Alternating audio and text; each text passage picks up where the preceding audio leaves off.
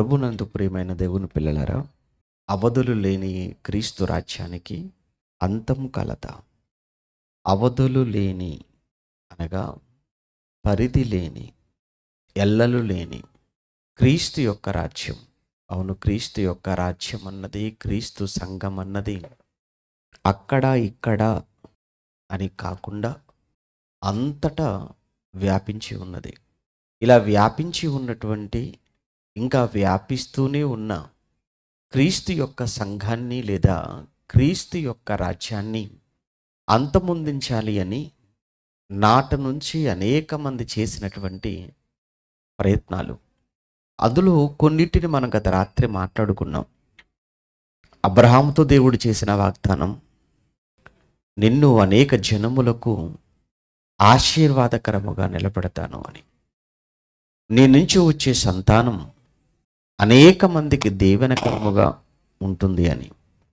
అలానే అబ్రహాము ద్వారా యేసుక్రీస్తు రావాలి, యేసుక్రీస్తుల వారి ద్వారా ప్రపంచ జాతులు ఆశీర్వదించబడాలి. ఇది దేవుని యొక్క సంకల్పం. ఇది 2000 సంవత్సరాల క్రితం నాటిదో, 4000 సంవత్సరాల క్రితం నాటిదో, లేదా 6000 సంవత్సరాల క్రితం నాటిదో అని చెప్పకూడదు. కానీ ఇది అనాది దేవుని యొక్క సంకల్పం, అనాదిలో దేవుని యొక్క ప్రణాళిక అని గత రాత్రి కొన్ని మాటలు మనం చూసాం. అందుకే దేవుని యొక్క ఈ ప్రణాళికను, దేవుని సంకల్పాన్ని దెబ్బతీయటానికి, దేవుని ఆలోచనలను అడ్డుకోవటానికి ఆది నుంచి అపవాది అన్నవాడు అడ్డుపడుతూనే వచ్చాడు, అడ్డుకుంటూనే వచ్చాడు అని కొన్ని సందర్భాలను మీకు జ్ఞాపకం చేశాను. అందులో ఒకనాడు ఇశ్రాయేలీలైన వారు ఐగుప్తు దేశములో బానిసలుగా ఉన్నారు. బానిసలుగా ఉన్న సమయంలో వారి సంఖ్య నానాటికి విస్తరిస్తుండగా అది చూసినటువంటి ఫరో అసూయపరుడై, భయస్థుడై, పిరికివాడై ఇశ్రాయేలీలు విస్తరించకూడదు అని వారి పట్ల కఠినంగా ప్రవర్తించిన తీరు చూశాం. ఎంత కఠినంగా ప్రవర్తించాడో, ఎంతగా వారిని హింసించాడో అంతగా ఇశ్రాయేలీలు విస్తరించారు అని నిర్గమకాండంలో మనం చదువుకున్న మాట.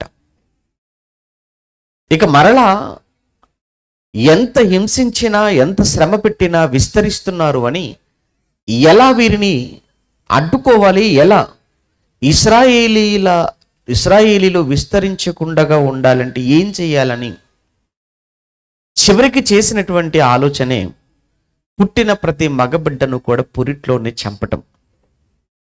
అక్కడ ఎలా దేవుడు ఆశ్చర్య రీతిలో, ఎలా దేవుడు అద్భుతంగా ఇశ్రాయేలుల పక్షంగా ఉండి వారిని కాపాడుకున్నాడో చరిత్ర మనకు తెలుసు.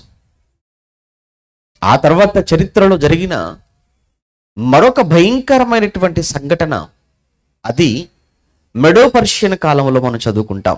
మాదియ పారసీకుల కాలంలో ఎస్తెరు రాణిగా ఉంది, అహేశ్వరోసు రాజుగా ఉన్నాడు, చక్రవర్తిగా. అతని దగ్గర హామాను అనేవాడు చాలా కీ పోస్ట్లో పనిచేస్తున్నాడు.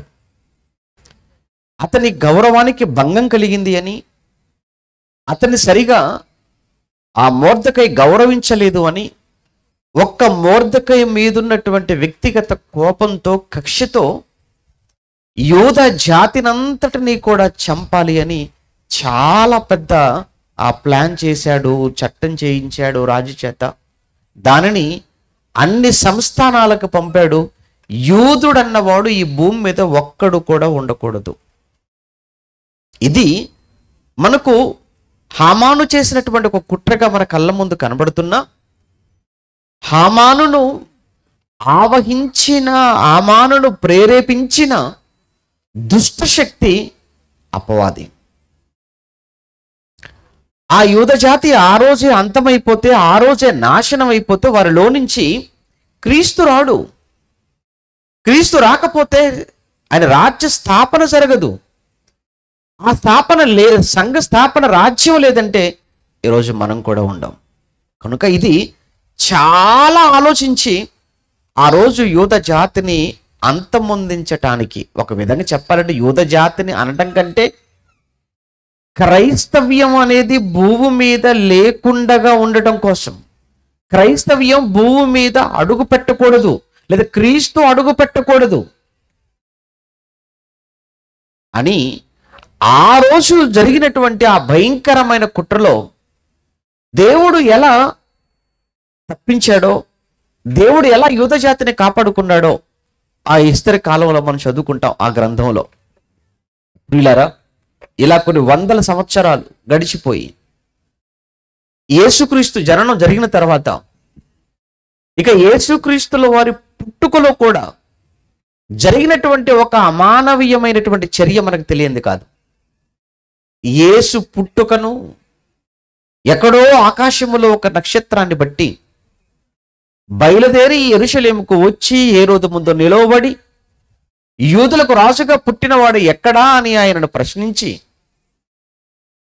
మీరు వెళ్ళి ఆయన్ను చూసి రండి అని హేరోదు చెప్పగా, వెళ్ళిన జ్ఞానులు యేసును చూచి యేసుకు సాష్టాంగపడి దేవదూత చేత వారు హెచ్చరించబడి అక్కడ నుంచి వారు మరో మార్గంలో వెళ్ళిపోవటం, ఇది తెలుసుకున్నటువంటి హేరోదు, వచ్చిన జ్ఞానులు నన్ను అపహాస్యం చేశారు అని ఉగ్రుడై కోపోద్రిక్తుడై 2 సంవత్సరాల లోపు మగపిల్లలందరినీ కూడా వధించండి, బెత్లెహేము యూదయ ప్రాంతంలో ఉన్నటువంటి ఆ పరిసర ప్రాంతాల్లో గ్రామాలలో 2 సంవత్సరాల లోపు ఉన్న మగపిల్లలను చంపించాలి అన్నాడు. చంపించేశాడు. ఎందుకు ఆ నిర్ణయం తీసుకున్నాడు? ఎందుకు అంత కఠినంగా ప్రవర్తించాడు అంటే, యేసు రాకూడదు భూమి మీదకు. యేసు వస్తే రాజ్యం స్థాపన జరుగుతుంది కనుక రాజ్య స్థాపన జరగొద్దు అని అంటే యేసు పుట్టకూడదు, పుట్టిన ఆయన బ్రతకూడదు. అంత మాత్రమే కాదు, యేసు పుట్టిన తరువాత యేసు 30వ ఏట బాప్తిస్మము పొంది ఆ తర్వాత ఆయన సేవ ప్రారంభించిన తర్వాత కూడా జరిగినటువంటి సంఘటనలు మనం చదువుతున్నప్పుడు సువార్తలలో ఒకానొక సమయంలో రాళ్లతో కొట్టి చంపాలని ప్రయత్నం చేసినటువంటి ఆ సందర్భాలు కనబడతాయి. మరొక సందర్భంలో ఆయన కొండపై నుంచి ఆయన్ను త్రోసివేద్దామని, అలా చంపేద్దామని ప్రయత్నాలు చేశారు.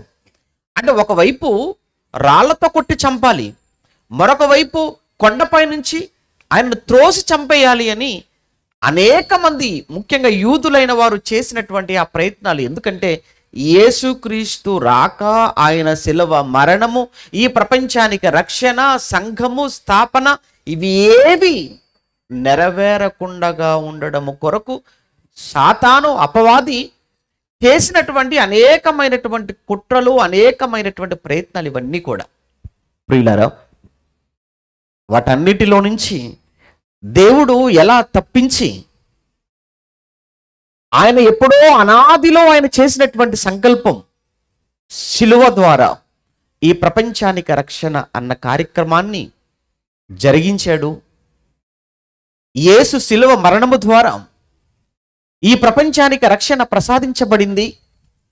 ప్రసాదించబడినటువంటి ఆ రక్షణను స్వీకరించిన వారే మొట్టమొదటగా యెరూషలేములో పెంతెకోస్తు పండుగ రోజు 3000 మంది. వారే మొట్టమొదటి సంఘం, లేదా మొట్టమొదటగా స్థాపించబడిన రాజ్యములో సభ్యులు, రాజ్యములోనికి ప్రవేశించిన వారు. ఒక్కసారి ఆ 3000 మందితో ప్రారంభమైన ఆ సంఘం, 3000 మందితో ఆరంభమైన ఆ రాజ్యం 3000 మందిగా అక్కడే ఆగిపోయిందా, లేదా అది విస్తరించిందా అన్న విషయాన్ని ఒక్కసారి మన బైబిల్లోకి వెళ్ళి మనం చూడగలిగితే, ఒకసారి 2వ అధ్యాయాన్ని మనం చూసాము. 2వ అధ్యాయంలో ఉన్న విషయాన్ని మనం మాట్లాడుకున్నాం ఇప్పటి వరకు. మరలా ఒక్కసారి 2వ అధ్యాయంలో అపోస్తుల కార్యములు 2వ అధ్యాయం, అపోస్తుల కార్యములు 2వ అధ్యాయం 41వ వచనములో, అపోస్తుల కార్యములు 2వ అధ్యాయం 41వ వచనములో, కాబట్టి అతని వాక్యము అంగీకరించిన వారు బాప్తిస్మము పొందిరి. ఆ దినమందు ఇంచుమించు 3,000 మంది చేర్చబడ్డారు. వచ్చిన వారు వేలలో ఉన్నారు. ఎందుకంటే అది పెంతెకోస్తు పండుగ గనుక, పెంతెకోస్తు పండుగను అనేది యూదులు ఆచరించే ప్రధానమైనటువంటి పండుగలలో ఒకటి పెంతెకోస్తు. ఈ పెంతెకోస్తును ఆచరించడానికి ప్రపంచవ్యాప్తంగా చెదిరిపోయిన యూదులంతా కూడా యెరూషలేముకు వచ్చారు, యెరూషలేములో ఉన్నారు. ఆ పెంతెకోస్తు పండుగ రోజున వచ్చిన ఒక పెద్ద శబ్దానికి అందరూ అపోస్తలుల యొద్దకు వచ్చారు. అప్పుడు పేతురు గారు లేచి వారి మధ్య నిలవబడి వారికి అందించినటువంటి వర్తమానం, వారికి ప్రకటించిన సువార్త, మొట్టమొదట సువార్త ప్రకటన ఇక్కడే జరుగుతుంది. ఏ సువార్త అనగా యేసుక్రీస్తు మరణ, సమాధి, పునరుత్థానాలకు సంబంధించిన మొట్టమొదటి సువార్త యెరూషలేములో పెంతెకోస్తు పండుగ దినాన్న పేతురు గారి ద్వారా ప్రకటింపబడగా ఆ సువార్తను విన్న 1,000 మందిలో 3,000 మంది మాత్రం బాప్తిస్మం పొంది, 3,000 మంది మాత్రము రక్షించబడి, 3,000 మందితో యెరూషలేములో క్రీస్తు రాజ్యం ఆరంభమైంది. 3,000 మందితో ప్రారంభమైంది. మర్చిపోకండి మాట, 3,000 మందితో ప్రారంభమైనటువంటి క్రీస్తు రాజ్యం ఇక ఎంత చక్కగా రాజ్యం ఎదుగుతుందో అన్ని విషయాలలో మనం చదువుకుంటాం. 2వ అధ్యాయం 3వ అధ్యాయంలో చాలా బలంగా ఉంది, చాలా పటిష్టంగా కనబడుతుంది మనకు. ఎందుకంటే వారి మధ్య ఉన్నటువంటి ఐక్యత, వారి మధ్య ఉన్నటువంటి సమాధానం, వారి మధ్య ఉన్నటువంటి సమానత్వం, వారి మధ్య ఉన్న సమానత్వం, వారి మధ్య ఉన్న సమాధానం, వారి మధ్య ఉన్న ఐక్యత. వారు ఏక మనసు కలిగిన వారుగా ఉన్నారు, ఏక భావం కలిగిన వారుగా ఉన్నారు, ఏకాత్మ కలిగిన వారుగా ఉన్నారు. వారి కలిగిన దానిలో ఏది కూడా తమది అనేటువంటి భావనతో వారు లేరు. వారి కలిగినదంతా సమిష్టిగా ఉంచుకున్నారు అని గొప్పగా ఆ సంఘాన్ని గురించి, ఆ రాజ్యాన్ని గురించి మనం చదువుకుంటాం. 3,000 మందితో యెరూషలేములో ప్రారంభమైన గొప్ప రాజ్యం. ఈ రాజ్యాన్ని చూశారు. ఈ రాజ్యములో అనేక మంది చేరిపోతున్నారు. ఇప్పుడు అనేక మంది చేర్చబడుతున్నారు. అనుదినము అది చూడండి, ఆ కార్యక్రమం ఎలా కొనసాగుతుందో తెలుసా? ఆ కార్యక్రమం ఎలా జరుగుతుందని మనం చదువుకుంటున్నాము. 47వ వచనంలో మనం చదువుతున్నప్పుడు 47లో ఆనందముతోను నిష్కపటమైన హృదయముతోను ఆహారము పుచ్చుకొనుచుండిరి, మరియు ప్రభు రక్షణ పొందుచున్న వారిని అనుదినము వారితో చేర్చుచుండెను. అనుదినము వారితో చేర్చుచుండెను అన్న మాట మనం చదువుతుంటే, అంటే అనుదినము 3,000 మందితో ఏమైపోతున్నారు? చేరిపోతున్నారు. అనుదినము జరిగిపోతున్నాయి. ఈ రోజుల్లో సంవత్సరానికి మనం ఒకరికి ఇద్దరికి బాప్తిస్మాలు ఇస్తే అది గొప్ప. అవునా కాదు? మీకు తెలుసు కదా. ఏమండి, మనం సంవత్సరానికి ఒకరు లేదా ఇద్దరికి మన బాప్తిస్మాలు ఇవ్వటం ఈ రోజుల్లో అది ఎంత కష్టమో, అది ఎంత ప్రయాసతో కూడుకుందో, దానిని మనం ఎంత గొప్పగా మాట్లాడుకుంటున్నామో, చెప్పుకుంటున్నామో మీకు తెలుసు. ఈరోజు ఆ రోజు పరిస్థితి చూస్తుంటే ఏంటి, అనుదినము ప్రతి డైలీ చేరిపోతున్నారట. ఇలా అనుదినము చేర్చబడుతున్నారంటే ఆ సంఖ్య ఎంతకు వెళ్ళిపోయింది, ఎన్ని వేలకు చేరిపోయింది. అంటే రాజ్యం ఏమవుతుంది? అది విస్తరిస్తుంది. రాజ్యం అది వ్యాపిస్తుంది. ఆ విషయాన్ని మీరు మనసులో పెట్టుకోండి. ఇప్పుడు 2వ అధ్యాయాన్ని విడిచిపెట్టి 3 వదిలిపెట్టి, ఎందుకంటే 3లో పేతురు గారు, యోహాను గారు మరలా ప్రసంగం చేస్తారు. పేతురు గారు, యోహాను గారు చేసినటువంటి ఆ సొలొమోను మండపం దగ్గర వారు చేసినటువంటి అద్భుతమైనటువంటి ఆ ప్రసంగానికి, ముఖ్యంగా చేసిన అద్భుతానికి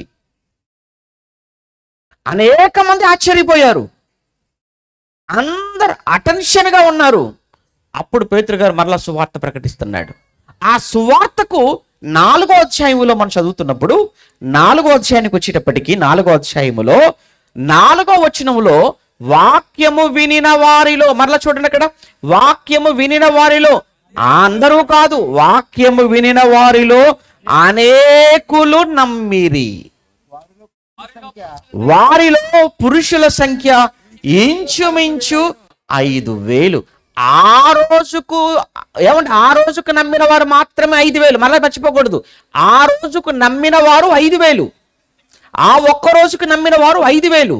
పెంతెకోస్తు పండుగ దినాన ఏమంటే బాప్తిస్మం పొందిన నమ్మిన వారు 3,000. ఆ 3,000 మందితో అనుదినము ఏమవుతున్నారట? చేర్చబడుతున్నారు. మరలా ఒక రోజు వచ్చింది. ఆ రోజు పేతురు యోహానులు అక్కడ వాక్యం చెప్పగా వాక్యాన్ని వినిన వారిలో ఇంచుమించు 5,000 మంది మరలా చేర్చబడ్డారు. ఇలా మనకి ఏమర్థమవుతుంది? ఆ రోజు సంఘము, ఆ రోజు క్రీస్తు రాజ్యము అనేది అంచెలంచెలుగా లేదా అనుదినము విస్తరిస్తూ ఉండటం, వ్యాపిస్తూ ఉండటం అనేది మనం చూస్తున్నామండి. అలా అని విస్తరిస్తుంది కదా అని వారేదో ప్రశాంతంగా ఉన్నారు, పరిస్థితులన్నీ అనుకూలంగా ఉన్నాయి అని మీరు అనుకోవడానికి లేదు. ఎలాంటి పరిస్థితులు మధ్య ఆ సంఘము, రాజ్యము విస్తరిస్తుందో అనే సంగతి కూడా మీకు తెలియాలి. ఈ 4వ అధ్యాయములో 5,000 మంది ఎప్పుడైతే మారిపోయారో, బాప్తిస్మం పొందారో, వెంటనే అదే 4వ అధ్యాయంలో సంఘటన జరిగిన తర్వాత వారికి వచ్చినటువంటి ఆ థ్రెట్ లేదా వారికి వచ్చినటువంటి ఆ వార్నింగ్స్ మీకు తెలియాలి. ఇప్పుడు 4వ అధ్యాయానికి చూద్దాం. 4వ అధ్యాయంలో ఒకసారి అదే 4వ అధ్యాయం 13వ వచనములో, 4వ అధ్యాయం 13వ వచనములో, వారు పేతురు యోహానుల ధైర్యమును చూచినప్పుడు వారు విద్య లేని పామరులను గ్రహించి ఆశ్చర్యపడి వారు యేసుతో కూడా ఉండిన వారని గుర్తెరిగిరి. అయితే ఆ తర్వాత 16వ వచనంలో, ఈ మనుషులు మనం ఏమి చేద్దాము అనుకున్నారు. అలా అనుకుని 18లో, అప్పుడు వారిని పిలిపించి, మీరు యేసు నామమును బట్టి ఎంత మాత్రమును మాటలాడకూడదు, బోధింపకూడదు. వచ్చాయి కదా, వారికి కూడా బెదిరింపులు వచ్చాయి కదా, వారికి కూడా హెచ్చరికలు మనం చూస్తున్నాం కదా. అంటే ఏదో ప్రశాంతంగా జరిగిపోయింది ఏమీ కాదండి. ఎప్పుడు కూడా సువార్త. ఒకసారి ఈ రాజ్యానికి మూలరాయి యేసుక్రీస్తు అయితే, యేసు మూలరాయి ఉండగా అపోస్తలులు, ప్రవక్తలు వేసినటువంటి పునాది మీద కట్టబడినది ఈ సంఘం. మర్చిపోకూడదు. యేసుక్రీస్తు మూలరాయి. మూలరాయిగా యేసుక్రీస్తుల వారు ఉండగా ఆ మూలరాయి మీద, ఆ మూలరాయితో ఈ అపోస్తలులైన వారు, ప్రవక్తలైన వారు, వారు దాని మీద వారు పునాదిగా వారు కట్టినటువంటి ఈ సంఘం లేదా ఈ పట్టణము అని అంటాడు. ఒకసారి ఎక్కడ ఎఫెసీ పత్రిక 2వ అధ్యాయంలో ఈ మాట మనం చదువుకుంటాం. ఎఫెసీ పత్రిక 2వ అధ్యాయం 20వ వచనం. ఎఫెసీ పత్రిక 2వ అధ్యాయం 20వ వచనంలో వ్రాయబడిన మాట మీరు చూడగలిగితే, క్రీస్తు యేసే ముఖ్యమైన మూలరాయి అయి ఉండగా అపోస్తలులను, ప్రవక్తలను వేసిన పునాది మీద మీరు కట్టబడి ఉన్నారు అన్నాడు. చూడండి, యేసు మూలరాయి అయి ఉండగా ప్రవక్తలు, అపోస్తలులు వేసినటువంటి పునాది. ఒకసారి యేసు మూలరాయి అయి ఉండగా ఆ మాట మనం చదువుతున్నప్పుడు, క్రీస్తు యేసే ముఖ్యమైన మూలరాయిగా, అసలు ఆ మూలరాయి అయి ఉన్నటువంటి యేసుక్రీస్తుల వారు ఆయన వేస్తున్నప్పుడు, అనగా ఏమంటే ఈ సంఘానికి ఆయన పునాది వేస్తున్నప్పుడు, మూలరాయి వేస్తున్నప్పుడు ఆయన ఏ పరిస్థితుల్లో వేశాడు? ఆయనకు అనుకూలమైనటువంటి పరిస్థితులు అంటూ ఏమీ లేవు. యేసును నిందించారు, అవమానపరిచారు, ఆయన మీద ఏమంటే ఎంతగా దాడి చేశారో, ఎంతగా కొట్టారో, హింసించారో, శ్రమ పెట్టారో, ఏమంటే అవన్నీ మనకు తెలియదేం కాదు కదా యేసుక్రీస్తుల వారిని. అంటే ఆయన ఈ సంఘానికి లేదా ఆయన రాజ్యానికి ఆయన వేస్తున్నటువంటి మూలరాయి, లేదా ఆయన మూలరాయిగా ప్రారంభించినటువంటి రాజ్య స్థాపనలో ఆయన అనుభవించినటువంటి శ్రమ, ఆయన అనుభవించిన కష్టం, దానిపై ఈ అపోస్తలులు, ప్రవక్తలు పునాది వేశారు. వారు పునాది వేయటంలో కూడా ఎంత కష్టపడ్డారో, ఎన్ని శ్రమలు కోర్చారో, ఎన్ని బాధలు కోర్చారో అన్నది అపోస్తుల కార్యములు మనం చదువుతున్నప్పుడు మనకు అర్థమవుతుంది. అందులో ఒక మాట ఇప్పుడు మనం చదువుకుంటున్నాం అన్నమాట. ఏది? 4వ అధ్యాయంలో మనం చదువుకుంటున్నాం. దానికి సంబంధించి ఎన్నో వచనం ఇప్పుడు మనం చదువుకున్నాం కదా. 4వ అధ్యాయం అపోస్తుల కార్యములు 18వ వచనం. అపోస్తుల కార్యములు 4వ అధ్యాయం 18వ వచనం. అప్పుడు వారిని పిలిపించి, మీరు యేసు నామమును బట్టి ఎంత మాత్రమునో మాట్లాడకూడదు, బోధింపకూడదు అని వారికి ఆజ్ఞాపించిరి. మీరు మాట్లాడకూడదు, మీరు బోధింపడానికి వీల్లేదు అన్నారు. ఇది చాలా మనకు సాఫ్ట్గా ఒకవేళ అనిపిస్తుందేమో, లేదు, చాలా హార్డ్గా చెప్పారు, చాలా కఠినంగా చెప్పారు. ఆ తర్వాత అందరినీ ఆ తర్వాత వారిని కొట్టారు, పంపించేశారు. ఆ తర్వాత అపోస్తులందరినీ కూడా మరల చెరసాలలో పెట్టారు. ఆ తర్వాత మరల వాళ్ళను కూడా భయంకరంగా కొట్టేసి ఆ తర్వాత మరల వాళ్ళని రిలీజ్ చేసినట్టుగా మనం 5వ అధ్యాయంలో చదువుకుంటాం. అంటే ఇవన్నీ కూడా ఎందుకు చెప్తున్నాను అని అంటే, ఒకవైపు ప్రతికూల పరిస్థితులు, మరోవైపు అదే ప్రతికూల పరిస్థితుల్లో వారిని భయపెడుతున్నారు, బెదిరిస్తున్నారు, సంఖ్యలు వేస్తున్నారు, చెరసాలలో పెడుతున్నారు, అవమానపరుస్తున్నారు. ఇదన్నీ ఎందుకు చేస్తున్నారు అని అంటే, క్రీస్తు రాజ్యం విస్తరించకూడదు, క్రీస్తు రాజ్యం వ్యాప్తి చెందకూడదు. ఇది క్రీస్తు రాజ్యం ఇంతటితో ఆగిపోవాలి, ఇంతటితో అంతమైపోవాలి అని శత్రులైన వారంతా కలసికట్టుగా చేస్తున్నటువంటి ప్రయత్నం. కానీ అపోస్తలులు ఎంత బలంగా నిలబడ్డారు. అందుకే వారు వేసిన పునాది చాలా బలమైన పునాది. ఈరోజు క్రైస్తవ్యాన్ని కదిలించలేకపోతున్నారు అని అంటే, క్రైస్తవ్యాన్ని ఏ మాత్రం కూడా వారు ఇంచు కూడా క్రైస్తవ్యాన్ని కదిలించలేని పరిస్థితిలో ఈరోజు కిందేం కాదు కదండి.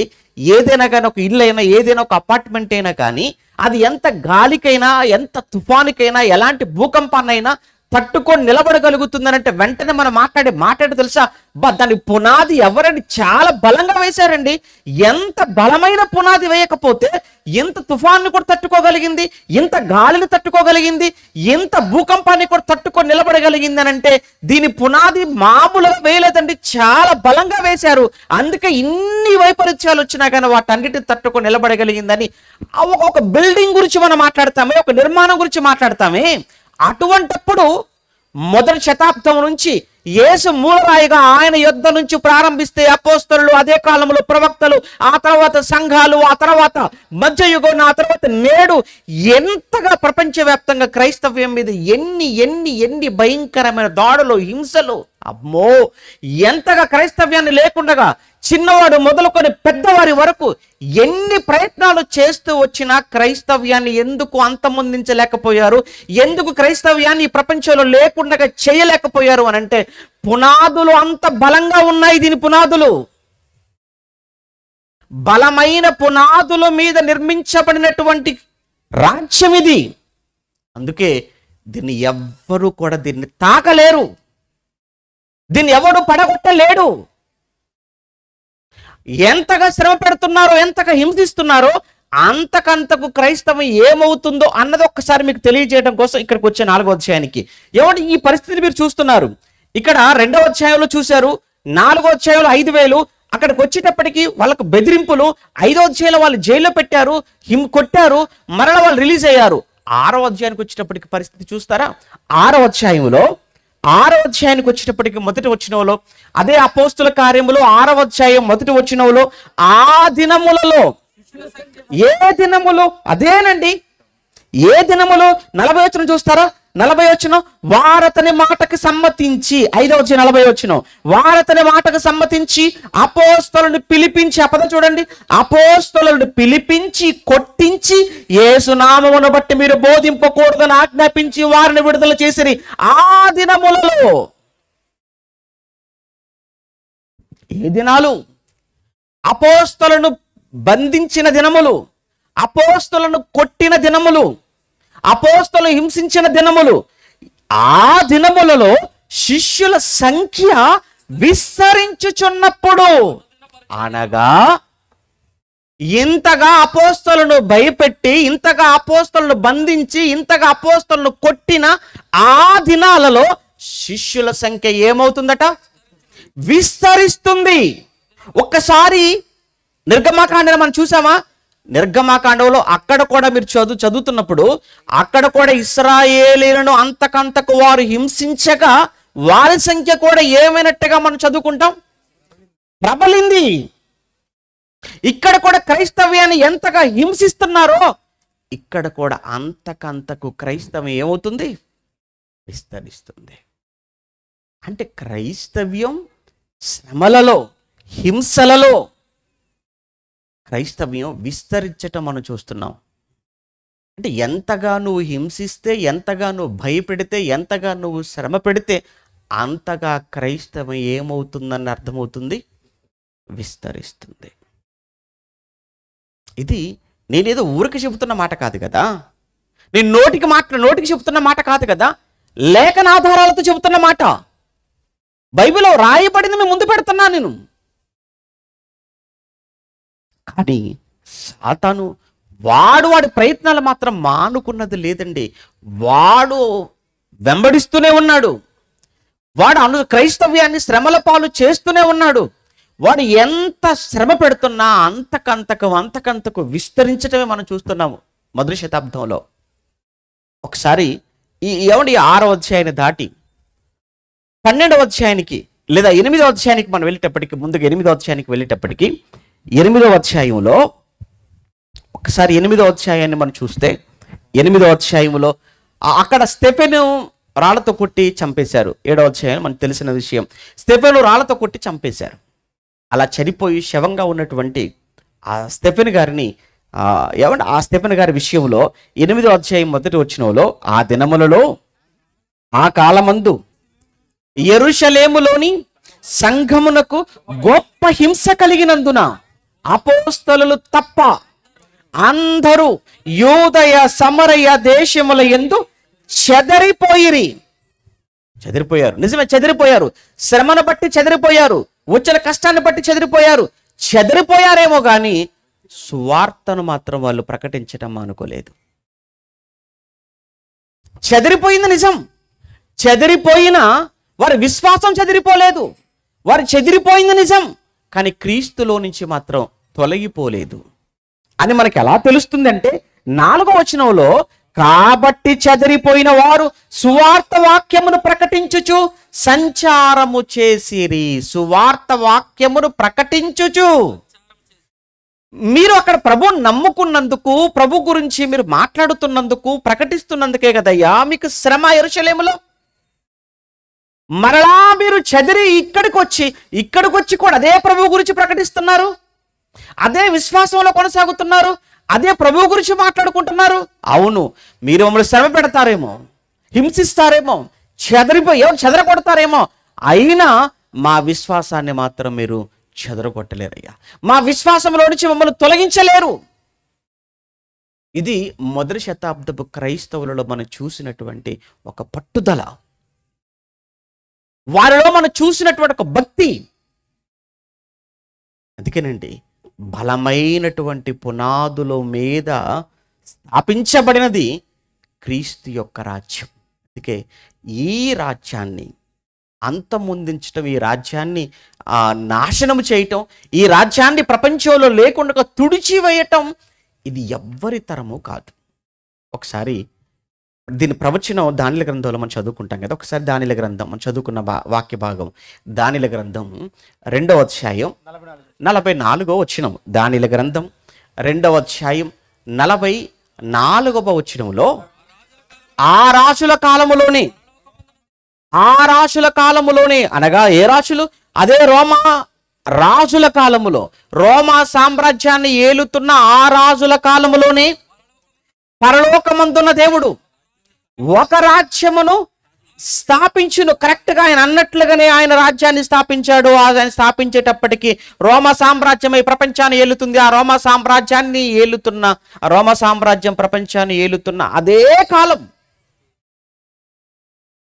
తిబెరు కైసరు ప్రపంచాన్ని ఏలుతున్నప్పుడు, తిబెరు కైసరు కాలంలోనే యేసుక్రీస్తు ప్రభుల వారు సిలువ వేయబడ్డాడు. ఆయన కాలంలోనే చనిపోయి తిరిగి లేచాడు. ఆయన కాలంలోనే యెరూషలేములో సంఘం రాజ్యం ప్రారంభమైంది. ఇది అబద్ధం కాదు, సత్యం, చారిత్రక సత్యం, చారిత్రక వాస్తవం. ఇక అనుమానమా, సందేహమా? వెతుకో గూగుల్లో. యేసు పుట్టుక అబద్ధం కాదు, యేసు మరణం అవాస్తవం కాదు, ఆయన తిరిగి లేవటం కల్పితం కాదు. యేసు చరిత్రలో ఉన్నాడు, చరిత్రలో ఆయన జననం జరిగిందని చెప్పటానికి కైసరా ఔగుస్తు సీజర్ అగస్టస్ అతను ఎంత నిజమో, అతని చరిత్ర ఎంత వాస్తవమో, అతని కాలములో కారణ జన్ముడుగా లోకరక్షకుడుగా యేసుక్రీస్తు ఈ లోకానికి వచ్చింది అంతే నిజం. యేసుక్రీస్తు అతని తర్వాత అధికారంలోకి వచ్చిన తిబెరు కైసర్ కాలం ఏలుబడిలో గవర్నర్ యూదాకు పొంతు పిలాతు గవర్నర్గా ఉన్న ఆ సమయంలో యేసుక్రీస్తుల వారు ఆయన సిలువ వేయబడి చనిపోయి తిరిగి లేచి 40 దినాలు తన్ను తాను అందరికీ ప్రత్యక్షపరుచుకొని అందరూ చూస్తుండగా ఆయన పరలోకానికి ఆరోహణమై వెళ్ళిపోయింది అంతే నిజం. ఎంతమంది కంటే ఆయన కనబడ్డాడు, తిరిగి లేపాడు. ఎవడు పునరుత్థానం అండి, చచ్చిపోయిన తర్వాత తిరిగి లేవటం అండి, అంత ఏమండి, అంత ట్రాష్ అండి, అంత కల్పితం అండి, ఇది ఒక పెద్ద కథ అండి మనకు చెబుతున్నారండి అంటున్నారు కదా. ఎంతమందికి తెలుసా? 500 మందికి పైగా యేసుక్రీస్తుల వారు తన్ను తాను ప్రత్యక్షపరుచుకున్నాడు తెలుసా. 500 మందికి పైగా. ఏమండి, 1 2 చాలండి సాక్ష్యం, 3 చాలండి, 10 మంది చాలండి, 100 మంది, 500 మంది సాక్షి చెప్తుంటే నమ్మవా? ఒకవేళ నిజంగా ఆయన లేచింది అబద్ధం కాకపోతే, ఏమంటే ఒక అబద్ధం కోసం, ఒక అసత్యం కోసం, ఒక లేనివాడి కోసం యాకోబు తన ప్రాణం పోగొట్టుకుంటాడా? స్టెఫెను తన ప్రాణాన్ని విడిచిపెడతాడా? అపోస్తలుని శ్రమలు అనుభవిస్తారా? ఏమండి, వాళ్ళంతా కూడా జైలుకు వెళ్ళిపోవడం, ఏమండి జైల్లో బంధించబడటానికి ఇష్టపడతారా? ఏమైనా కుటుంబాలకు దూరం అయిపోతారా? రాళ్లతో కొట్టబడిన వారు, తలక్రిందులుగా సిలువ వేయబడిన వారు, చెరసాలలో చంపబడిన వారు, ఖడ్గముతో పొడవబడిన వారు, రంపములతో కోయబడిన వారు, ఎందుకు ఇవన్నీ? సింహాలకు ఆహారముగా వేయబడిన వారు, ఎంతో మంది సజీవ దహనం. ఎందుకండి ఏమండి ఇలా చచ్చిపోవాలి? ఎందుకు తమ ప్రాణాలు పోగొట్టుకోవాలి? ఒకవేళ యేసుక్రీస్తులు అనే వ్యక్తి ఒకవేళ చరిత్రలో లేనివాడైతే, ఆయన నిజంగా శిలువ మీద చనిపోయి ఉండకపోతే, ఆయన తిరిగి లేచి ఉండకపోతే, ఆయన నిజంగా పరలోకానికి వెళ్ళి ఉండకపోతే, పునరుత్థానం అనేది అబద్ధం అయితే ఎందుకు ప్రాణాలు పోగొట్టుకుంటారు చెప్పండి? అందులో మహాజ్ఞాని అపోస్తుడైన పౌలు అంత పిచ్చివాడు అనుకుంటున్నారా? ఆయన గతం ఏంటో మీకు తెలియదా? యూదా మతములో ఒక ఉన్నతమైనటువంటి స్థానములో, ఉన్నతమైన స్థితిలో ఉన్నవాడు, గుర్రం, అధికారం, చుట్టూ అనేక మంది సహచరులు, సైన్యం, చుట్టూ సైన్యముతో గుర్రం ఎక్కి అధికారముతో క్రైస్తవ్యాన్ని హింసిస్తున్న కాలములో ఒక ఉన్నతమైనటువంటి అధికారాన్ని అతని చేతికిచ్చిన అన్ని తృణప్రాయంగా ఎంచుకొని సమస్తాన్ని పెంటగా వదిలేసి, ఎందుకండి క్రీస్తు కొరకు వెళ్ళాలి? ఎందుకండి క్రీస్తు కొరకు ఆ బాధలు అనుభవించాలి? ఎందుకంటే క్రీస్తు కొరకు అన్ని శ్రమలు అనుభవించాలి? ఆఖరికి ఆ క్రీస్తు కొరకు ఎందుకు చావాలి? చావైతే నాకు లాభం క్రీస్తు కోసం అని ఎందుకు మాట్లాడాలి? ఒకవేళ అబద్ధం అయితే అంత పిచ్చివాడా? ఒక మత్తయ్య అనే వ్యక్తి మీకు తెలియదా? సువార్త రాసిన వ్యక్తి. అతను ఎవరు తెలుసా? ట్యాక్స్ కలెక్టర్ అండి. ఆయన ఒక ట్యాక్స్ కలెక్టర్, పన్ను వసూలు చేసేవాడు, సుంకం వసూలు చేసేవాడు. ఒక సుంకం వసూలు చేసే ఒక గొప్ప పొజిషన్లో, మంచి ఆదాయం కదా, మంచి ఇన్కమ్ సంపాదించుకోవచ్చు. కానీ యేసు పిలిచాడు, తన ఉద్యోగాన్ని వదులుకున్నాడు.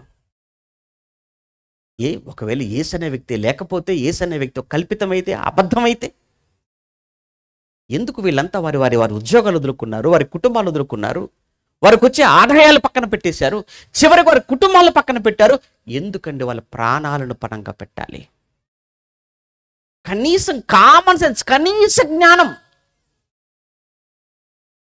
హింసించారు. ఎంతగా హింసిస్తున్నారో మొదటి శతాబ్దంలో క్రైస్తవ్యాన్ని, అంతకంతకు క్రైస్తవ్యం ఇక్కడ విస్తరించడం మనం చూస్తున్న 8వ అధ్యాయానికి మనం వచ్చేటప్పటికి, ఒక 12వ అధ్యాయానికి వెళ్తారు. ఒకసారి 12వ అధ్యాయంలో 12వ అధ్యాయానికి వెళ్ళేటప్పటికి అక్కడ ఒక మంచి సందర్భాన్ని మనం చదువుతుంటాం. ఏమండి, అనగా యాకోబు, యోహాను సహోదరుడైన యాకోబు, జబదే కుమారులలో ఒకడు, ఒకానొక సమయంలో తల్లి 2 కుమారులు వెంట పెట్టుకుని యేసు ప్రభు దగ్గరకు వచ్చింది. వచ్చి కుమారుల పక్షాన యేసు ప్రభుల వారికి ఒక రిక్వెస్ట్ పెట్టింది. అయ్యా, నీ రాజ్యంలో నీ రాజ్యంలో నా పిల్లలిద్దరూ కూడా నీ కుడి వైపున ఒకరు, ఎడమ వైపున ఒకరు ఉండాలయ్యా. నిజంగా ఒక తల్లిగా తన బిడ్డల విషయంలో ఒక కోరిక కోరుకుంటుంది, నా పిల్లలు నా ప్రభుతో ఉండాలి, నా ప్రభుతో కూడా మరలా ఎక్కడో కాదు, కుడివైపున ఎడమవైపున మాత్రం నా పిల్లలు కూర్చోవాలి అంటే నా ప్రభుకు అంత సమీపంగా ఉండాలి, అంత దగ్గరగా ఉండాలి అని ఒక తల్లి కోరుకుందే. అవును, అలా ఏ బిడ్డల కోసం అయితే కోరుకుందో వారిలో ఒకడే యాకోబు. ఆ యాకోబు గురించి రాయబడిన సందర్భం మాట 12వ అధ్యాయంలో మనం చదువుకుంటున్నాం. 12వ అధ్యాయం మొదటి వచనంలో దాదాపు అదే కాలమందు రాజైన హేరోదు సంఘపు వారిలో కొందరిని బాధ పెట్టుటకు బలత్కారముగా పట్టుకొని యోహాను సహోదరుడైన యాకోబును ఖడ్గముతో చంపించెను. ఏంటండి, వీడికి పోయే కాలం కాకపోతే నిజంగా పోయే కాలమేనండి, ముమ్మాటికి పోయే కాలమే. ఎందుకు పోయే కాలం అంటున్నానా? సంఘపు వారిలో కొందరిని బాధ పెట్టుటకు. సంఘం అంటే ఏమనుకుంటున్నావు? సంఘం అంటే అదేనండి క్రీస్తు రాజ్యం. సంఘం అంటే ఏమనుకుంటున్నావు? క్రీస్తు రాజ్యం. అది చెప్పండి, రాత్రి మీకు చెప్పాను కదా, దేవుని రాజ్యం, పరలోక రాజ్యం. ఏమంటే దేవుని సంఘం, దేవుని మందిరం, దేవుని గృహం, దేవుని ఇల్లు, దేవుని కుటుంబం, ఏదైనా కానీ అది దేవుని రాజ్యం లేదా క్రీస్తు రాజ్యము, అది సంఘం. అలా క్రీస్తు రాజ్యాన్ని, క్రీస్తు సంఘాన్ని బాధ పెట్టాలి. ఎందుకు బాధ పెట్టాలనుకుంటున్నావు? ఏమండి, ఇదేం కోరికండి, నీకు చేతనైతే సంతోషపెట్టు. కానీ బాధ పెట్టాలనుకోవటం ఏంటి అసలు? ఏమంటే ఒక మనిషిని బాధ పెట్టాలనుకోవటం అది మంచి లక్షణమా? అడుగుతున్నారండి మిమ్మల్ని. మీరు కూడా చాలా మంది ఉంటారు, మనుషుల మాటలతో బాధ పెట్టాలని, చూపులతో బాధ పెట్టే వాళ్ళు ఉంటారు, చేతలతో బాధ పెట్టే వాళ్ళు ఉంటారు. అవునా కాదా చెప్పండి? ఉంటారు. చూపులతో, మాటలతో, చేతలతో బాధ పెట్టేటువంటి మనుషులు ఉంటున్నటువంటి రోజులు, అలాంటి వారితోనే ప్రస్తుతం సంఘాలన్నీ నిండిపోయాయి. మీకు తెలియని ఒక విషయం ఏంటంటే, మీ వలన మీ సహోదరుడు బాధపడుతున్నాడు అని అంటే మీరు బాధ పెడుతుంది మీ సహోదరుని అనుకోకండి. దయచేసి మీరు బాధ పెడుతుంది క్రీస్తును.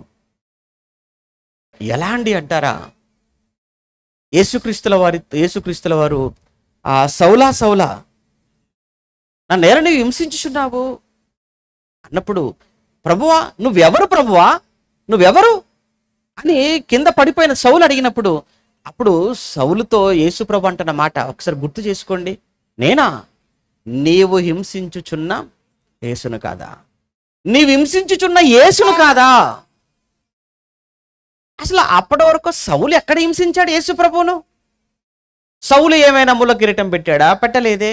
ఆయన కొరడాలతో కొట్టినవాడు కాదే, సిలువ వేసిన వాడు కాదే, ఉమ్మి వేసిన వాడు కాదే, నిందించిన వాడు కాదే. మరి ఇక్కడ యేసు ప్రభుల వారు సౌలుతో నీ హింసించుచున్న యేసును అని అంటున్నాడు. అంటే ఆయన సంఘాన్ని హింసించాడు. సంఘాన్ని హింసించడం యేసు నన్ను హింసించడం అని చెప్తున్నాడు. ఇప్పుడు నువ్వు ఉన్న సంఘంలో నీ సహోదరుని నువ్వు బాధ పెడుతున్నావా? నీ సహోదరుడు నీ వలన ఇబ్బంది పడుతున్నాడా? ఒక సంఘములో ఒక సహోదరుడు, ఒక సహోదరి నీ వలన బాధపడుతూ, ఇబ్బంది పడుతూ, దుఃఖపడుతూ, చాలా ఇబ్బందిగా ఫీల్ అవుతుంది అని అంటే, నువ్వు బాధ పెడుతుంది, దుఃఖపెడుతుంది, హింస పెడుతుంది, శ్రమ పెడుతుంది, కళ్ళ ముందు కనబడుతున్న సహోదరిని అనుకోకు. నువ్వు బాధ పెడుతుంది ఎవరినో కాదు, సాక్షాత్తు యేసుక్రీస్తుల వారిని బాధ పెడుతున్నావు. యేసును బాధ పెడుతున్నావా? అవును, యేసునే బాధ పెడుతున్నావు. యేసును బాధ పెడుతున్నావు అని అంటే నిన్ను ఏమనాలిక? దేవుణ్ణి బాధ పెడుతున్నావు అంటే, ఆయన్ని దుఃఖ పెడుతున్నావు అని అంటే, కాసేపేమో నువ్వు ఆయన దుఃఖ పెట్టేది, కానీ ఆ తర్వాత శాశ్వత కాలం దుఃఖపడేది నువ్వే. శాశ్వత కాలం బాధపడేది నువ్వు, శాశ్వత కాలం శ్రమల్లోకి వెళ్ళేది నువ్వు. వద్దు. నీకు చేతనైతే నీ సహోదరుణ్ణి సంతోషపెట్టు, నీ సహోదరునికి ఆనందాన్ని కలిగించు, నీ సహోదరుడికి ధైర్యాన్ని ఇవ్వు, నీ సహోదరుడికి ఆదరణనివ్వు. ఆదరించలేని, ధైర్యాన్ని ఇవ్వలేని, సంతోషపరచలేని, ఆనందింప చేయలేని నువ్వు బాధ పెట్టే, దుఃఖ పెట్టే ఆ అధికారం నీకు లేదు. ఒకవేళ నువ్వు బాధ పెట్టి దుఃఖ పెడితే నీ వలన అతను పడిన దుఃఖానికి అంతకంతకు 7 శాశ్వత కాలంలో దుఃఖపడవలసి వస్తుంది. ఇక్కడ ఒక్కసారి ఇతను చూద్దాం మనం. ఎవరు? హేరోదు.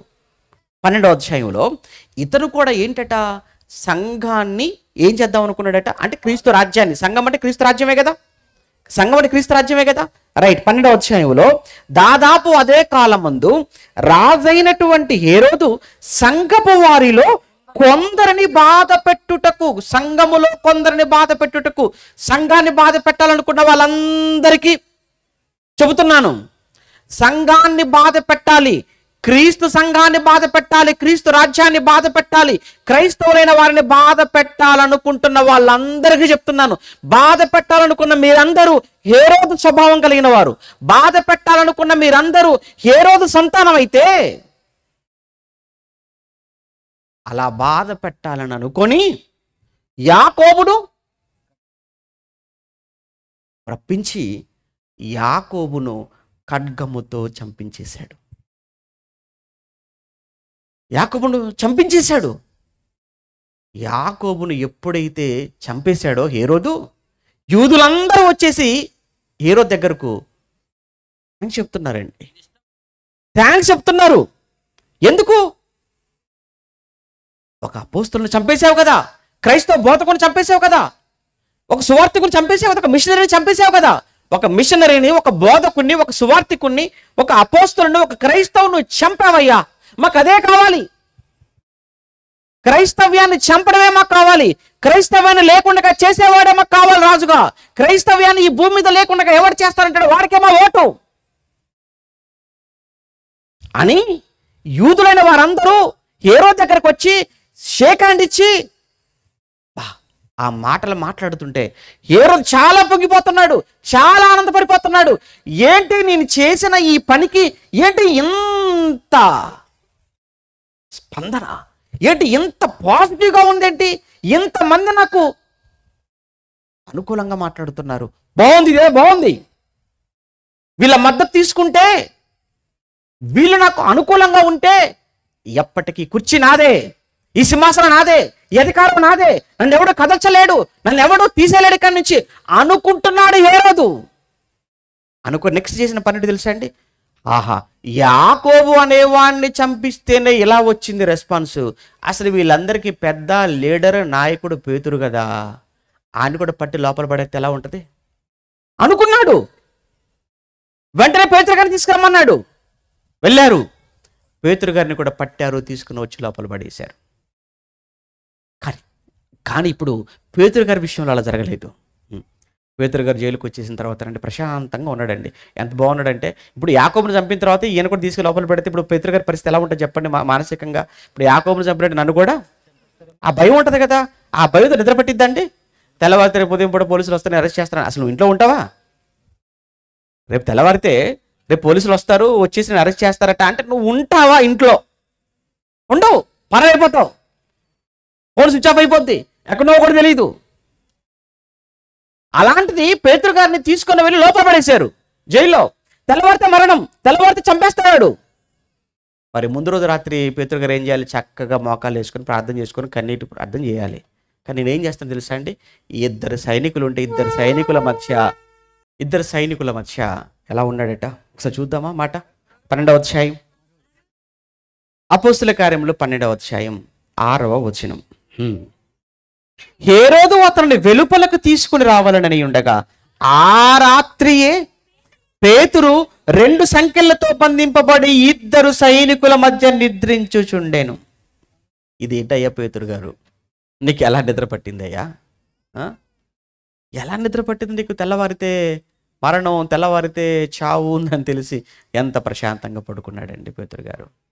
No tension. ఎందుకు అపోస్తులకు ఎవరికి చావంటే భయం లేదండి. అలా చెప్తున్నాను, అపోస్తులకు ఎవరికి చావంటే అసలు భయం లేదు. ఎందుకు భయం లేదు చావంటే?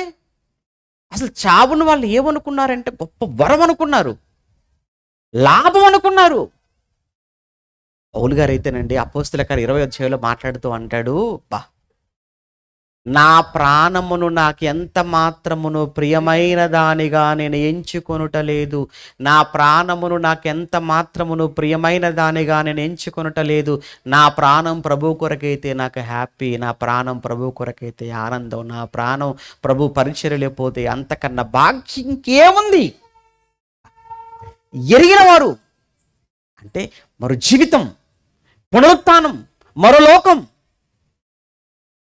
కోరుకున్నవారు, చూసిన వారండి యేసులో. అందుకేనండి చావును పెద్దగా వాళ్ళు లెక్క చేయలేదు. అందుకే ఇక్కడ పేతురు గారును ఎప్పుడైతే పట్టారో, బంధించారో, వచ్చిన ఆయన ఇద్దరు సైనికుల మధ్య ఏమైనా జరగనివ్వండి, కానీ పేతురుతో ఇంకొంచెం పని ఉంది. దేవునికి పేతురు గారితో ఇంకా పని ఉంది కనుక ఆ పని పూర్తవ్వాలి కనుక పేతురు గారి విషయంలో దేవుడు జోక్యం చేసుకున్నాడు. దేవదూతను పంపాడు, పేతురు గారిని క్షేమంగా బయటకు తీసుకొని వచ్చాడు. అది ఇక్కడ జరిగిన విషయం. నెక్స్ట్ జరిగినటువంటి విషయం ఏంటంటే అదే 12వ అధ్యాయంలో మనం చివరికి వెళ్ళేటప్పటికీ, అదే 12వ అధ్యాయంలో ఎవరు సంఘాన్ని బాధ పెట్టాడో హేరోదు, ఎవరు ఈ యాకోబును చంపించేశాడో హేరోదు, ఏ పేతురు గారిని అయితే చెరసాలలో పెట్టి సంఘాన్ని పాడు చేయాలి, భయపెట్టాలి అనుకున్నాడో వారి మెప్పు కోసం, ఎవరు యూదుల మెప్పు కోసం ఈ హేరోదు, చివరికి అదే హేరోదు అదే అధ్యాయంలో చివరికి వెళ్ళేటప్పటికి పురుగులు పడి చచ్చాడు అని మనకు ఇచ్చేటువంటి ముగింపు. పురుగులు పడి చచ్చాడు. క్రైస్తవ్యాన్ని చంపేసేయాలనుకున్నాడు, భూమి మీద క్రైస్తవ్యాన్ని అంతమొందించాలి అనుకున్నాడు, క్రైస్తవ్యాన్ని నాశనం చేయాలనుకున్నాడు, సంఘాన్ని లేకుండా చేయాలనుకున్నాడు. క్రైస్తవ్యాన్ని లేకుండగా సంఘాన్ని అంతమొందించాలి అని అనుకొని యాకోబును చంపించిన, సంఘాన్ని బాధ పెట్టి కలవరపెట్టిన, పేతురు గారిని బంధించిన ఈ హేరోదు చివరికి వచ్చేటప్పటికి వాడి చావు చూస్తుంటే జాలేస్తుంది. ఎంత క్రూరంగా, ఎంత ఘోరంగా చచ్చాడు అని అంటే, దేవుడు మొత్తాడు, పురుగులు పడి చచ్చాడు. అది ముగింపు. ఒక్కసారి 12వ అధ్యాయం 21వ వచనం, 12:21లో నియమింపబడిన దినమునందు హేరోదు రాజవస్త్రములు ధరించుకుని న్యాయపీఠం మీద కూర్చుని వారి ఎదురు ఉపన్యాసము చేయగా జనులు ఇది దైవస్వరమే కానీ మానవ స్వరము కాదని కేకలు వేసిరి. అతడు దేవుని మహిమపరచనందున ప్రభువు దూత వెంటనే అతని మొత్తను గనుక పురుగులు పడి ప్రాణం, పురుగులు పడి ఎందుకు అంత దారుణమైన చావు? కుక్క చావు అంతకంటే నీచంగా చచ్చాడు. పురుగులు పడి చచ్చిపోయాడు. ఎందుకు? ఏంటి? ఆ యూదులు మత ఛాందస్సవాదులైన ఆ రోజున్న యూదా మతములోని ఆ ప్రధాన యాజకులతో, శాస్త్రులతో, పెద్దలతో, అధికారులతో చేతులు కలిపి వారి మెప్పు కోసం, వారి ఆనందం కోసం కొద్ది మందిగా ఉన్నారు కదా అని క్రైస్తవులైన వారు, వారికి నాయకులుగా ఉన్నవారైనటువంటి అపోస్తలుడైన యాకోబును ఖడ్గముతో చంపిస్తావా? సంఘాన్ని బాధ పెట్టాలనుకున్నావా? రాజ్యాన్ని పేతురు గారి చావుతో ఇక సంఘం అనేది ఈ భూమి మీద లేకుండా, రాజ్యం లేకుండా చేసేద్దాం అనుకున్నావా? అసలు నువ్వెంత కాలం బతుకుతావురా నువ్వు? చరిత్ర తెలుసా నీకు? ఎంతో మంది దేవునికి విరోధంగా లేచారు, ఎన్నో రాజ్యాలు విరోధంగా లేచాయి. అదే ఒకనాడు బబులోను సామ్రాజ్యం, ఆ తర్వాత వచ్చిన మాదియ పారసీకం, ఆ తర్వాత వచ్చిన గ్రీకు, ఆ తర్వాత ఇప్పుడు నువ్వున్న ఈ రోమా, ఇవన్నీ నిలబడతాయా నా బంధు? అందుకే ఎప్పుడో క్రీస్తుకు ముందు సుమారు 500 సంవత్సరాల కాలంలో దానియేలు గారి ద్వారా దేవుడు బయలుపరిచిన సత్యం, ఆ రాజుల కాలంలోనే 244లో, ఆ రాజుల కాలములోనే పరలోకమందున దేవుడు ఒక రాజ్యమును స్థాపిస్తాడు క్రీస్తు ద్వారా యెరూషలేములో. ఆ రాజ్యమునకు ఎండటికి నాశనము, అంతము లేదు. ఏమండి, మీరు నిజంగా దేవుని నమ్మిన వాళ్ళైతే, నిజంగా బైబిల్ మీద మీకు పరిపూర్ణమైన విశ్వాసం, ఆ నమ్మకం మీకుంటే, ఏమండి క్రైస్తవం మీద జరుగుతున్న ఈ దాడులకు, వారు చేసేటువంటి సవాళ్లకు అసలు ఎందుకండి భయపడాలి? ఏ మాత్రం కూడా చలించవలసిన అవసరం లేదు. ప్రపంచములో రాజ్యాలను పగులగొట్టి, ఆ రాజ్యాలను దంచి పొడిగా చేస్తే మొత్తం ఏ అడ్రస్ లేకుండా మొత్తం కొట్టుకొని పోయే గాలికి చేసినవాడు దేవుడు. దాని స్థానంలో, ఆ రాజ్యాల స్థానంలో ప్రారంభమైందే క్రీస్తు రాజ్యం. అది ఎలా ప్రారంభమైంది తెలుసా? ఒక చిన్ని రాయిగా ప్రారంభమైంది. చిన్ని రాయి, ఎవరి సహాయం లేదు. ఒక్కడిగా యేసు ద్వారా ప్రారంభించబడిన ఆ రాజ్యం రోజులు గడుస్తున్న కొద్దీ ఎలా వేలు వేలు వేలు లక్షలు యెరూషలేము మొదలుకొని యూదయ మొదలుకొని సమరయ మొదలుకొని భూదిగంతముల వరకు నేడు ప్రపంచవ్యాప్తంగా ఎలా విస్తరించిందో, ఎలా వ్యాపించిందో మీరు చూశారు, మీకు తెలుసు.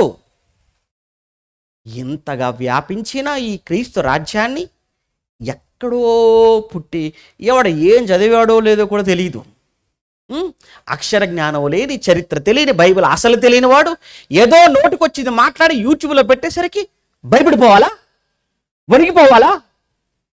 ఏ రోజు వాడు ఎంతటి వాడు ఏమండి, ఎంతగా హింసించాడు, ఆఖరికి వాడు ఏమైపోయాడు. ఏమండి, ఇది కేవలం ఏ రోజు గురించి మాత్రమే కాదు. ఆ తర్వాత కాలంలో చరిత్రలో మనం చదువుతున్నప్పుడు అదే రోమా సామ్రాజ్య కాలంలో, అదే మొదటి శతాబ్దంలో, అదే పౌలు గారి కాలంలో నీరో అనేవాడు లేచాడు, చక్రవర్తి. వాడు కూడా చేసిన పని ఏంటో తెలుసా? వాడున్నటువంటి రోమ్ నగరాన్ని వాడే తగలబెట్టించేసుకొని ఆ నేరాన్ని క్రైస్తవుల మీదకి తోసేశాడు.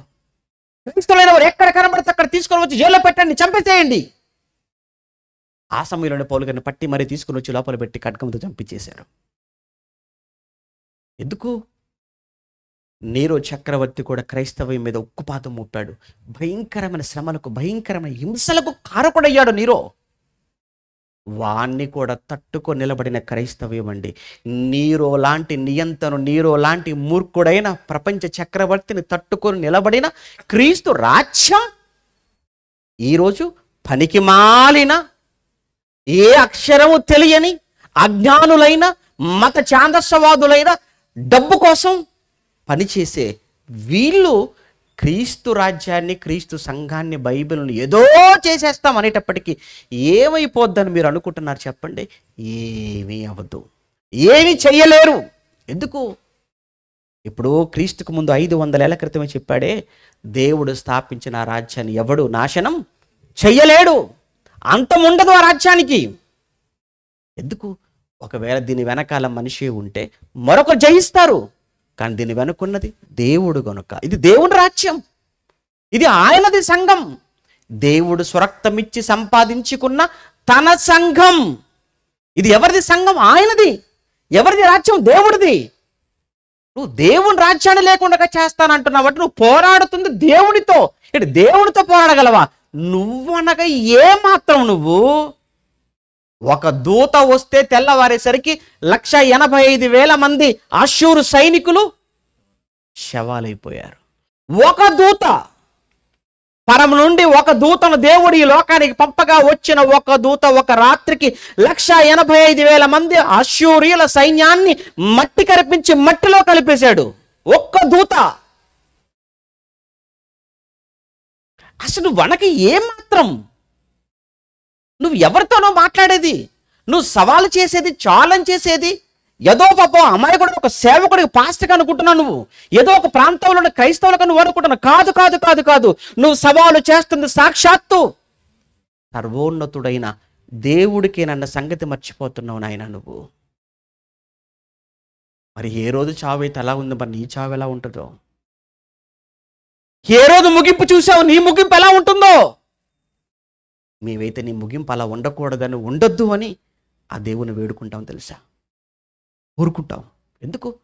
దేవుడు కూడా అదే కోరుకుంటాడు. వద్దు, అవన్నీ ఎందుకు చెప్పాడు? నువ్వు అలా చావాలని కాదు, అలా చావకూడదని దేవుడు ఉద్దేశం. అందుకే ఆయన అంతటా అందరూ మారు మనసు పొందవలనని దీర్ఘశాంతముతో ఆయన కనపడుతున్నాడు. నీ విషయంలో కూడా నువ్వు కూడా మారాలి, మారాలి, మారాలి, మారాలి అని. నేను మారను మారను మారను మారను అంటావా?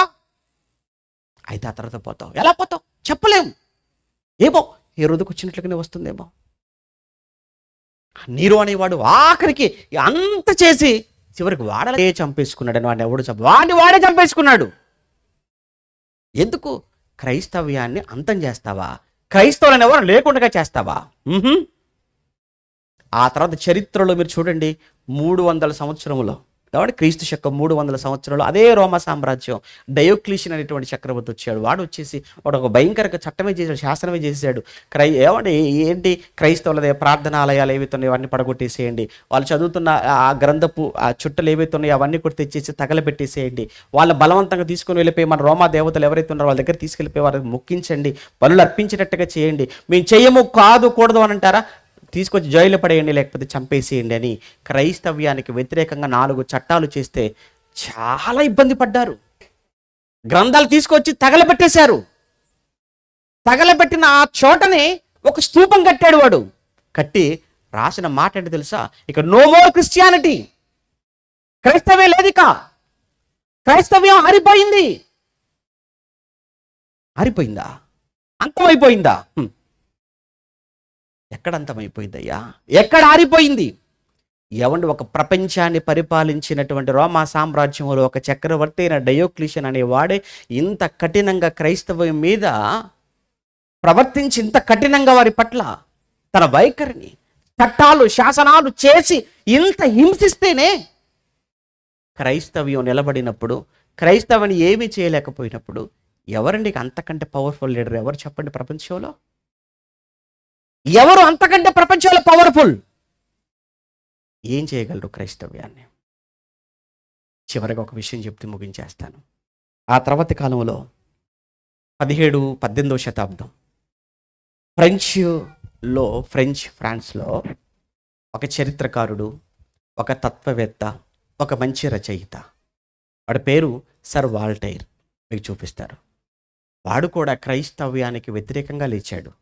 క్రైస్తవ్యానికి వ్యతిరేకంగా, విరోధంగా లేచి వాడు క్రైస్తవ ప్రపంచానికి విసిరినటువంటి సవాల్ ఏంటంటే మరొక 100 సంవత్సరాలు, మరొక 100 ఏళ్ళు, మరొక 100 సంవత్సరాలలో క్రైస్తవ్యం అన్న మాట ఇంకెక్కడా వినపడదు. బైబిల్ అన్నదే ఇక ప్రపంచంలో కనబడదు. ఎక్కడ చూసినా, ఎవరి చేతిలో మీరు చూసినా నేను రాసినటువంటి పుస్తకాలే అందరి చేతుల్లో ఉంటాయి అని ఒక నాస్తికుడు అండి వాడు. ఒక నాస్తికుడై క్రీస్తుకు, బైబిలుకు విరోధంగా లేచి కొన్ని వేల పుస్తకాలు, 2000 పుస్తకాలకు పైగా రచించిన వాడు, 20,000కు పైగా ఆర్టికల్స్ రాసిన వాడు, వాడే ప్రత్యేక ఒక ప్రింటింగ్ ప్రెస్ ఇంట్లో పెట్టుకుని వాడి సాహిత్యాన్ని ప్రపంచ వ్యాప్తం చేసి బైబిలుకు, క్రీస్తుకే ఒక సవాలుగా నిలబడ్డాడు. చివరికి ఆ సవాలు చేసిన కొద్ది రోజులకే మంచం పట్టాడు. మంచం పట్టినటువంటి వాల్టైర్ చచ్చిపోయాడు. చచ్చే ముందు ఎవడు వాడు అన్నం ఇంకొక మాట తెలుసా, 12 మంది అపోస్తలులు, 12 మంది క్రైస్తవ్యాన్ని వ్యాప్తి చేశారు. 12 మంది క్రైస్తవ్యాన్ని వ్యాప్తి చేస్తే ఒకే ఒక్కడు నాశనం చేస్తాడు. ఆ ఒక్కడు ఎవరో కాదు, నేనే. 12 మంది క్రైస్తవ్యాన్ని వ్యాప్తి చేస్తే ఒక్కడే క్రైస్తవ్యాన్ని అంతం చేస్తాడు. ఆ ఒక్కడే సర్ వాల్టైర్ అన్నాడు. పోయాడు.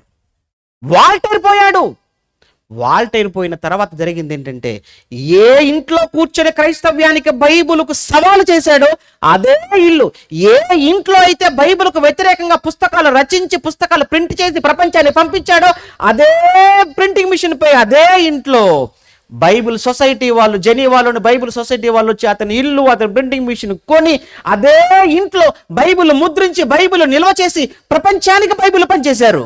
ఆహా, ఏంటి వండర్, ఏంటి అద్భుతం! ఇది తెలియని అమాయకులు కదా మీరు, తెలియని అమాయకులు మీరు. ఇంతకంటే గొప్ప తత్వవేత్తవా? వాల్టైర్ కంటే అడుగుతున్నాడు, వాల్టైర్ కంటే గొప్ప తత్వజ్ఞానం ఉందా? నువ్వు రాసిన పుస్తకాలు ఎన్ని? వాడు 2000 రాశాడు, 20,000కు పైగా ఆర్టికల్స్ రాశాడు. వాడికున్నంత పాండిత్యమా నీకు? వాడు ఒక చరిత్రకారుడు, ఒక గొప్ప రచయిత, గొప్ప తత్వవేత్త, ప్రపంచంలో అనేక మంది చేత కీర్తించబడిన వాడు. బైబిల్కి వ్యతిరేకంగా లేచాడు, పోయాడు. కానీ బైబిల్ నేటికి ప్రపంచంలో సజీవంగా ఉంది. క్రైస్తవ్యం అంతకంతకు విస్తరిస్తూనే ఉంది. వాడంతమయ్యాడు, క్రైస్తవ్యం అంతం కాలేదే.